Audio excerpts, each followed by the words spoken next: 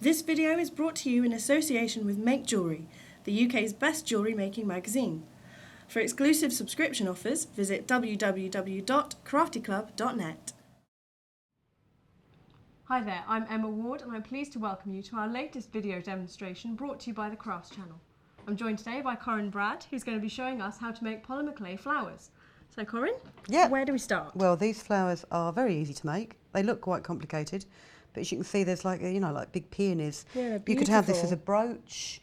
There's a blue one I've made here with a pearl in the centre that you could have as a ring. They're beautiful. But they are, I'm quite pleased, I must admit, I'm the world's worst critic. I'm quite happy with them.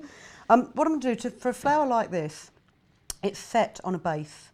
I've just used waste clay in a different colour so you can see how see the contrast of it. But you would stick that onto a brooch back. And I've got very simply here a Play-Doh cutter, of all things, but cookie cutters in a leaf shape. Yeah. And we'll start with the darkest colour first. I've already rolled out some polymer clay in a red, slightly pink, even pinker. So take your cut your petals out first of all. Yeah. And if you're really careful, you can get several petals out of one rolling of clay. Yeah. I'd say for the base of the flower, you probably need about 8 petals. You've rolled that clay quite thin. Have you got a rough idea of how thin they need to be? It's the clay on this I'd say is about 1 millimetre thick. Okay. It's personal taste, depending on how much wear you're going to have on this. If you were having it just as a decoration and no one was ever going to touch it, you could get away with it being thinner than 1 millimetre. But you need it relatively thin, and I will show you why. If you lift one of these petals up with a blade and lay it in the palm of your hand, if it will come off the blade. And there's some great tools out on the market with circular ends to them. Lovely. Rather like sugar crafting, you can use these ball tools to shape the petals. And you can shape it out in your cupped hand so they start to curve. Yeah. Okay. Right, what you then need to do, don't do it with the blade, lift the petal off carefully, and you've got a little dollop of clay here. Yep. Lay it down on the dollop and just press that in there. And then what you can do with these tools is you can just arrange that petal on the baking surface. Yep. So it looks quite natural. So we'll do a couple more petals in the same way.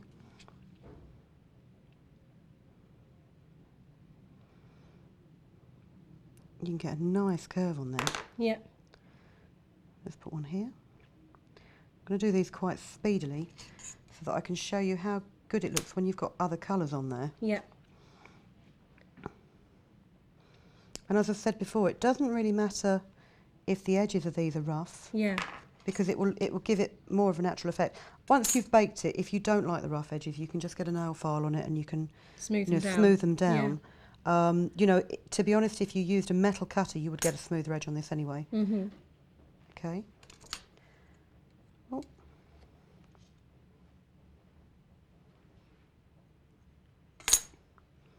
If you didn't have such warm clay, it would come off the tools much more easily. If you find it does stick, you'll probably find it's a build-up of the plasticizer that's in the clay. Just wipe it on your hand and it makes absolutely no difference whatsoever. Wipe it on your hand, there you go, and it'll be much smoother.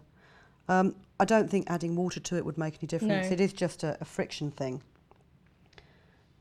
Okay, let's just do this one. I won't end up with so many petals on this. Okay, press it down in the middle. Actually, go on, we'll do the last 2 petals. It would be a shame to leave them out, wouldn't it? Indeed. Oh, I'll just chuck them across the table instead. Just quickly roll them like this. Actually, it's quite nice. You can overlap them. Yeah.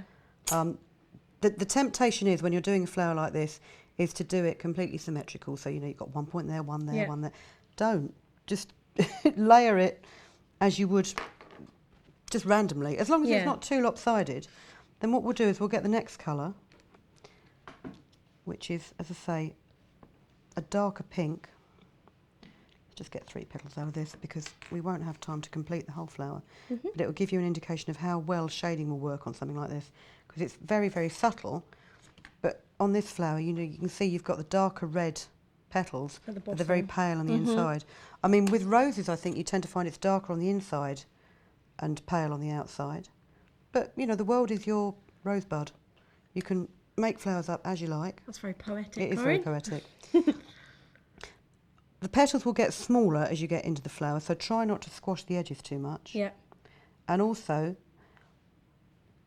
try and make sure that you put the centre of that petal further across. Because what you can do at the very end of it is, what I've done on that rose there, peony there, is put a layer of gemstones in there to cover up the bits in the middle.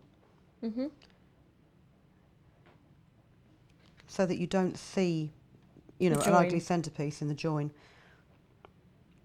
Okay. So there's those petals there. Again, just depress them down. And then we'll just cut the very palest colour.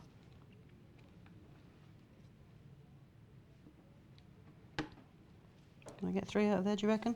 It's tight. And the varying colours, you can simply start with 1 colour of polymer clay and just keep adding white to it, so you've got the same shade all the time, or should I say the same tone all the time. What I am going to do with these, because these are the very smallest, is I am going to cut this piece off here. And then just squeeze that together before placing it in the middle. Get a smaller ball tool, can squash it down. There you go. So cut the end off and fold it over. So that it's gathered up more. I won't put any more petals on, but what I will just say again, when you've got it, use sort of rubber-ended tools to push your petals up so they look like they're naturally sort of unfolding from the flower. And the polymer clay will be strong enough and sturdy enough that it will... Oh, sorry. I'll just throw that at you. It will hold the shape of that as it's being baked, especially if you press it down against the tile. Just gives it more texture, It does give it more texture. And then, I say, once it's finished, imagine that was a whole flower.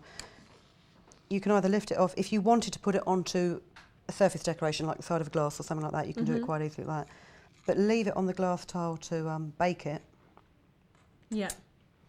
And you should end up with something akin to this. Lovely. And as you can see, I've just put the gemstones in the centre to cover up all the joins, given it a quick coat of varnish, and then it's an enormous ring. Fantastic. Thanks for that, Corinne. No problem at all. Make sure you tune in again to find out what else we've been doing on the video demonstrations here at the Crafts Channel. Thanks, and I'll see you next time.